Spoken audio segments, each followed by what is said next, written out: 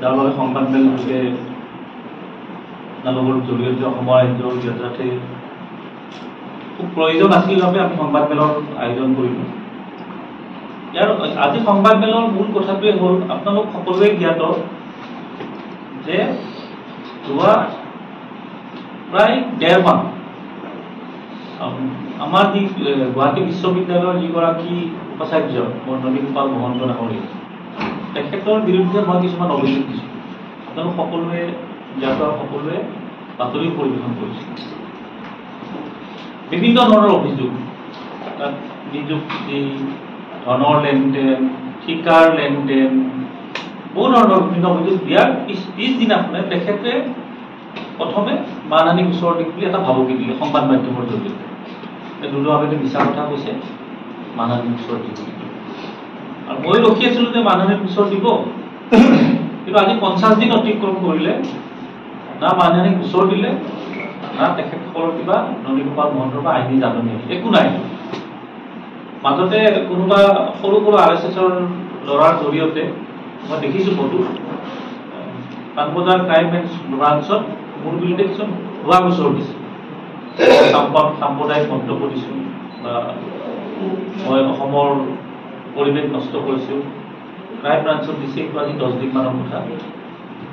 আচলতে অসমৰ ৰাইজে জানে যে মই ননীগোপাল মহন্তৰ বিশ্ববিদ্যালয়ত হৈ থকা দুৰ্নীতিৰ বিষয়েহে কৈছোঁ, বিৰুদ্ধেহে কৈছোঁ।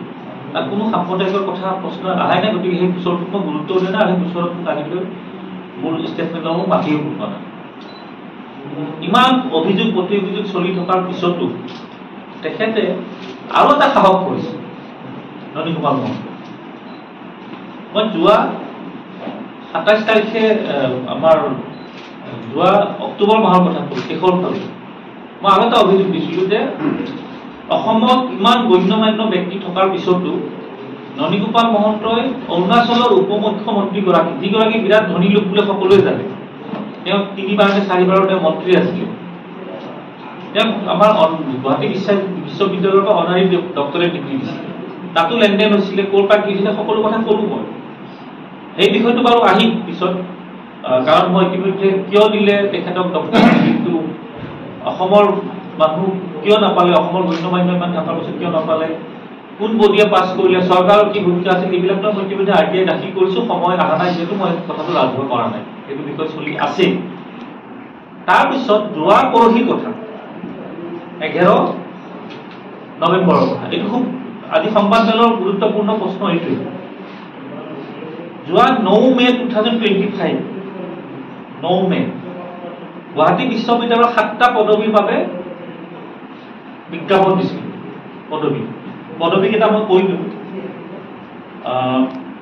এটা হৈ গ'ল সহকাৰী পঞ্জীয়ক, সহকাৰী কোষাধ্যক্ষ, তথ্য আৰু পৰিসংখ্যা বিষয়া, সহকাৰী পৰীক্ষা নিয়ন্ত্ৰক, সহকাৰী গ্ৰন্থাগাৰী, অধীক্ষক অভিযন্তা আৰু বিশ্ববিদ্যালয় আৰু মহাবিদ্যালয়ৰ অধ্যক্ষ, ল কলেজ, 7টা পদবী।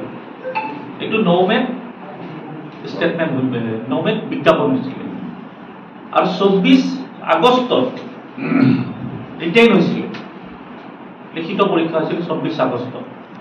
আৰু সেই লিখিত পৰীক্ষাত প্ৰায় 242 গৰাকীয়ে অৱতীৰ্ণ হৈছিল ৰিটেইন পৰীক্ষা। এইটো 24 আগষ্টৰ কথা ক'লো। আপোনালোকক মই প্ৰেছ ৰিলিজটো দি দিম। মৌখিক পৰীক্ষাৰ বাবে, মৌখিক পৰীক্ষাৰ বাবে যেতিয়া চিলেক্ট হয় লিষ্টখন, তাৰ পৰা মৌখিক ভাইভাৰ জৰিয়তে আমাৰ যিবোৰে চাকৰি পায় সেইসকলক নিৰ্বাচিত কৰে। কিন্তু ইয়াতে কেৱল ৰিটেইন পৰীক্ষাটো হ'ল, ৰিজাল্ট ঘোষণা নহ'ল, ৰিটেইনৰ ৰিজাল্ট ফলাফল ঘোষণা নহ'ল। নোহোৱাকৈ ননীগোপাল মহন্তই কি কৰিছে, 7টা পোষ্ট বিপৰীতে 5 গৰাকী, 2গৰাকীক পাৰা নাই এতিয়ালৈ, তথ্য অহা নাই মোৰ তাত, নাহা তথ্য এটা মই দিব নোৱাৰোঁ। 5 গৰাকীক নিযুক্তি দিছে যোৱা 11 নৱেম্বৰ তাৰিখে, আৰু যোৱাকালি তেখেতসকলে চাৰ্জ ল'লে। এতিয়া আহক, সেই 5 গৰাকী কোন হয়?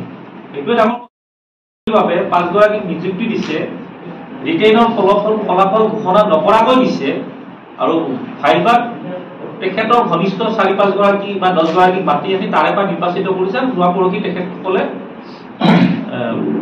চাকৰিত নিযুক্তি পাইছে আৰু যোৱাকালি তেখেতসকলে তাত যোগদান কৰিলে চাকৰি। সেই নামকেইটা কৈ দিওঁ, খুব মানে এইটো গুৰুত্বপূৰ্ণ নাম আৰু খুব অসমৰ ৰাইজেও গম আহক। আপোনালোকে সহকাৰী পঞ্জীয়ক যিগৰাকী এছিষ্টেণ্ট ৰেজিষ্ট্ৰাৰ হীৰকজ্যোতি শৰ্মা, আকৌ কৈছোঁ এছিষ্টেণ্ট ৰেজিষ্ট্ৰাৰ হীৰকজ্যোতি শৰ্মা কালি যোগদান কৰিলে বা তেওঁ নিৰ্বাচিত হৈছে চাকৰিৰ বাবে। এগৰাকী সক্ৰিয় RSS কৰ্মী, সকলোৱে জানে, মই নকৰোঁ জানে, RSSৰ সদস্য, খুব এক্টিভ ভূমিকাত আছিলে। কিন্তু তেখেতক এই চাকৰি পদবীৰ বাবে ননীগোপাল মহন্তই নিৰ্বাচিত হৈছে। দ্বিতীয়গৰাকী আহক আপোনাৰ তথ্য আৰু পৰিসংখ্যা বিষয়া, ইনফৰমেশ্যন এণ্ড ষ্টেটিক্স অফিচাৰ প্ৰাৰ্থনা শৰ্মা। কোন প্ৰাৰ্থনা শৰ্মা? আপোনালোকে নিশ্চয় জানিব চেষ্টা কৰিছে কোন প্ৰাৰ্থনা শৰ্মা। প্ৰাৰ্থনা শৰ্মাৰ স্বামী হৈ গ'ল ASP গীতাৰ্থদেৱ শৰ্মা। অলপতে বাক্সা জিলাত যেতিয়া শ্যামকানু মহন্তক লৈ গৈ আছিলে, তাত গুলী চলোৱাৰ ঘটনা সংঘটিত হৈছিল তেওঁৰ নিৰ্দেশত। তেওঁৰ পত্নীয়ে এই পদবীৰ বাবে গুৱাহাটী বিশ্ববিদ্যালয়ৰ নিৰ্বাচিত হৈছিল, যোগদান কৰিলে। প্ৰাৰ্থনা শৰ্মা ASP গীতাৰ্থদেৱ শৰ্মাৰ পত্নী। 3 নম্বৰত আহক সহকাৰী পৰীক্ষা নিমন্ত্ৰক, এছিষ্টেণ্ট কণ্ট্ৰলাৰ অফ এক্সামিনেশ্যন লুকু ডেকা। লুকু ডেকা গুৱাহাটী বিশ্ববিদ্যালয়ৰ বৰ্তমান যিগৰাকী পঞ্জীয়ক উৎপল শৰ্মা, একেবাৰে লাগালাগি ঘৰ। আপোনালোকে যাব, কেমেৰাটো লৈ যাব, ভাল পাব। আৰু লুকু ডেকাৰ বৰ্তমান যিগৰাকী পঞ্জীয়ক উৎপল শৰ্মা, তেখেতৰ পুত্ৰৰ টিউচন কৰায়। তেওঁ পদবী পাইছে এছিষ্টেণ্ট কণ্ট্ৰলাৰ অফ এক্সামিনেশ্যন লুকু ডেকা। 4 নম্বৰত আহক এছিষ্টেণ্ট ট্ৰেজাৰাৰ গীতাশ্ৰী শৰ্মা, ননীগোপাল মহন্তৰ পৰিয়ালৰ লগত খুব ঘনিষ্ঠ। ওলাই যাব এইবিলাক তথ্য মই দিম। গতিকে তেওঁ তেখেতক গীতাশ্ৰী শৰ্মাক এছিষ্টেণ্ট ট্ৰেজাৰাৰ পষ্টৰ বাবে নিৰ্বাচিত কৰিছে ননীগোপাল মহন্তই। 5 নম্বৰ আহক সহকাৰী গ্ৰন্থাগাৰী কণিকা মালাকৰ। কণিকা মালাকৰ হৈ গ'ল ননীগোপালৰ অতিকৈ ঘনিষ্ঠ আৰু নিৰ্বাচিত কমিটি যিখন থাকে তাৰে এগৰাকী তেখেতৰ পৰিয়ালৰ সদস্য কণিকা মালাকৰ। এই 5টা পদবীৰ বাবে তেখেতসকলে ননীগোপাল মহন্তই ক্ষমতাৰ অপব্যৱহাৰ কৰি নিযুক্তি প্ৰক্ৰিয়া ফলাফল ঘোষণা নোহোৱাকৈ, ৰিটেন টেষ্ট ঘোষণা নোহোৱাকৈ তেখেতসকলে এই পদবীত নিযুক্তি দিছে। এইটো এটা খুব লাজদায়ক কথা। যোগ্যসকল বঞ্চিত হৈছে। ৰাজনৈতিক প্ৰভাৱ খটুৱাই কণিকা মালাকৰে হওক বা গীতাশ্ৰী শৰ্মাই হওক, ননীগোপাল মহন্তৰ জড়িত হওক, RSSৰ কৰ্মীয়ে হওক, পুলিচ অফিচাৰৰ পত্নীয়ে হওক, এইবিলাক সমগ্ৰ এটা দুৰ্নীতি হৈছে। তদন্ত বিচাৰিছোঁ, ভাবিব লগা একো নাই, তদন্তটো নিদিয়ে। আমিতো তদন্তৰ দাবী কৰিছোঁ। চৰকাৰে কি কৰে চৰকাৰৰ কথা। মূল কথাটো হৈ গ'ল ধৰ্মত কিছুমান বেইমান সুবিধাবাদী বদমাছ কিছুমান থাকে, কেৱল সুবিধাবাদী চৰিত্ৰ থাকে। হিন্দুৱে হওক বা মুছলমানে হওক বা খ্ৰীষ্টানে হওক বা সকলোতে থাকে। এইটো মই আপোনালোকে কথাটো বেলেগকৈ লৈ নাযাব, কাৰণ আজিৰ প্ৰেছ মিটটোৰ কিছুমান কথা খুব গুৰুত্বপূৰ্ণ। সকলো জাতি ধৰ্মতে থাকে, কিছুমান বেইমান সুবিধাবাদী বদমাছ কিছুমান থাকে। কিন্তু অসমৰ আটাইতকৈ গ্ৰামীণ সমাজৰ যিকেইগৰাকী বেইমান সুবিধাবাদী হিচাপে চিনাক্ত হৈছে, গোটেইকেইগৰাকী আছে গুৱাহাটী বিশ্ববিদ্যালয়ত। নাম কেইটা মই কৈ দিছোঁ আপোনাক। তেখেতসকলৰ আকৌ চৰ্দাৰ হৈ গ'ল ননীগোপাল মহন্ত। এইটো মই কোনো গ্ৰামীণ সমাজক ঠাট্টা কৰি পোৱা নাই। মই আগেই কৈছোঁ যে হিন্দু মুছলিম সকলো জাতি ধৰ্মত কিছুমান বেইমান সুবিধাবাদী লোক থাকে। ঠিক তেনেকুৱা গ্ৰামীণ সমাজক বদনাম কৰিব পৰা সুবিধাবাদী বেইমান কিছুমান গুৱাহাটী ইউনিভাৰ্চিটিত নিযুক্তিত আছে। নামকেইটা আপোনালোকে লৈ লওক। প্ৰথম নামটো আহক আপোনাৰ উৎপল শৰ্মা, তেওঁ পঞ্জীয়ক। কন্দৰ্প শৰ্মা নিমন্ত্ৰক। শেখৰ শৰ্মা কাৰ্যবাহী সংস্থা। হীৰকজ্যোতি শৰ্মা সহকাৰী নিয়ন্ত্ৰক। প্ৰাৰ্থনা শৰ্মা পৰিসংখ্য বিষয়া। গীতাশ্ৰী শৰ্মা সহকাৰী কোষাধ্যক্ষ। এইবিলাক ডাঙৰ ডাঙৰ পদবীত তেখেতসকলে এটা গেং এটা বনাই লৈছে, আৰু গেঙৰ নেতৃত্ব লৈছে ননীগোপাল মহন্ত, আৰু তেখেতসকলক সুৰক্ষা দি আছে মুখ্যমন্ত্ৰী হিমন্ত বিশ্ব শৰ্মা ডাঙৰীয়াই। এইটো খুব লাজ লগা বিষয়। মই আকৌ কৈছোঁ যে ব্ৰাহ্মণ সমাজক মই ঠাট্টা কৰি পোৱা নাই। কিন্তু ব্ৰাহ্মণ যেনেকৈ প্ৰতিটো জাতি জনগোষ্ঠীৰ কিছুমান বেইমান সুবিধাবাদী লোক থাকে, ঠিক তেনেকৈ ব্ৰাহ্মণ সমাজতো আছেতো। আৰু সেই গোটেইবোৰ গৈ পৰিছে গুৱাহাটী ইউনিভাৰ্চিটি এটা গেং বনাই লৈছে। তাৰ সেই গেঙৰ মুখ্যগৰাকী হ'ল ননীগোপাল মহন্ত, আৰু তেখেতসকলক সুৰক্ষা দিছে অসমৰ মুখ্যমন্ত্ৰী দুগৰাকী। ইমান অভিযোগ অহাৰ পিছতো আকৌ এই দুৰ্নীতি কৰি অবৈধভাৱে চাকৰি দিছে। যোৱা অভিযোগৰ বিৰুদ্ধে মোৰ বিৰুদ্ধে মানহানি গোচৰ দিম বুলি এতিয়ালৈ গোচৰ দিব পৰাই নাই। এতিয়ালৈ 50 দিনৰ গোচৰ দিয়াই নাই, তাৰপিছত নিযুক্তি দিছে। গতিকে কি পৰ্যায়ত তেখেতসকলে ক্ষমতাৰ অপব্যৱহাৰ কৰি আছে এই নিযুক্তিয়ে প্ৰমাণ কৰে। এই গতিকে মই আপোনালোকক অনুৰোধ জনাইছো যে এইবোৰ কথা আপোনালোকে ৰাজহুৱাকৈ প্ৰকাশ কৰক, যাতে যি ধৰণৰ দুৰ্নীতি হৈছে অসমৰ ৰাইজে গম পাব লাগে, খুব দৰকাৰ। এতিয়া আপোনালোকৰ যদি কিবা প্ৰশ্ন সুধিবলৈ আছে আপোনালোকে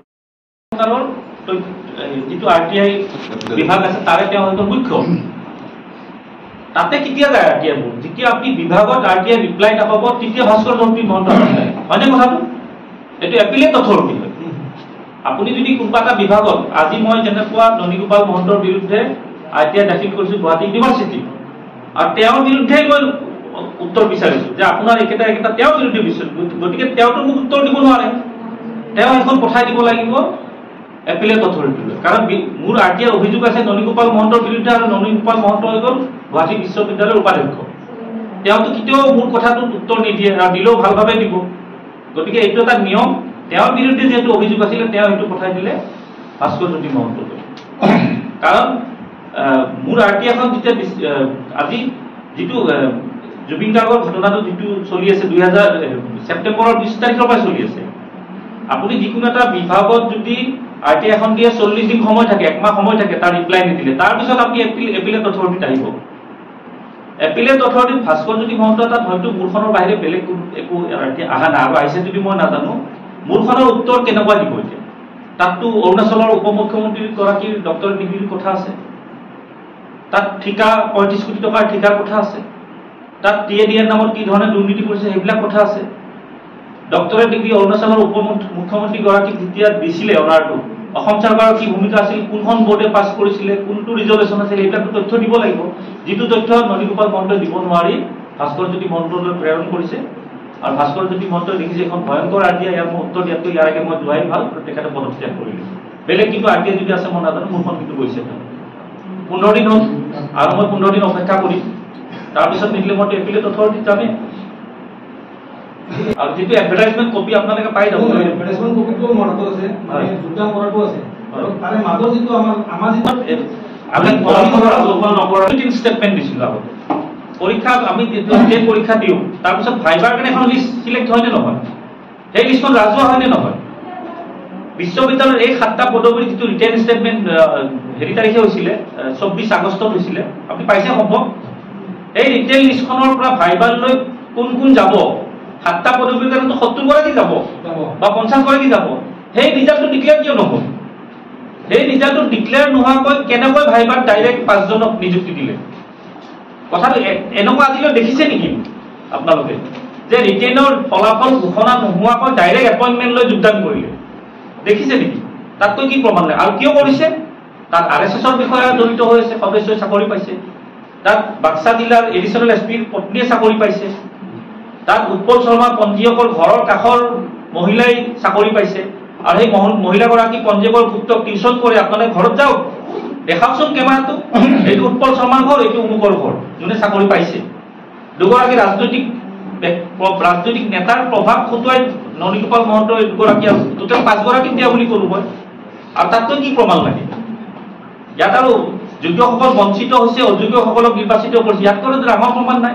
RSSৰ সদস্য কি চাকৰি কৰিব কাৰণে RSS কৰে নেকি? মইতো RSSৰ নীতি নিয়ম মই তেনেকুৱা দেখা নাছিলো।